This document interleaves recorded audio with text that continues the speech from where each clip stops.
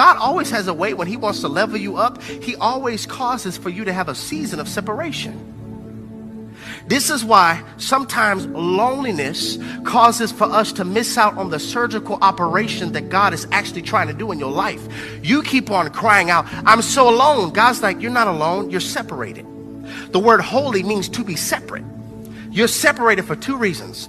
Number one, I'm equipping you with the tools necessary for your assignment.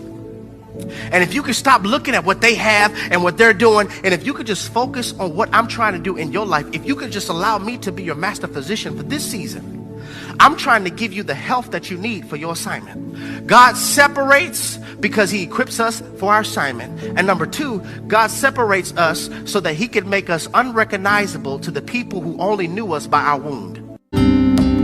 I have searched many years on end. There was none that my soul could depend. My soul cries out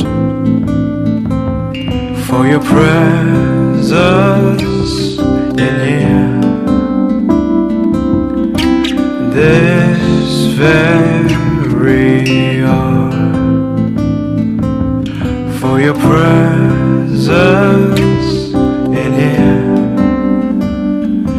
In his name I find, in his name I find, in his name I find the peace I seek.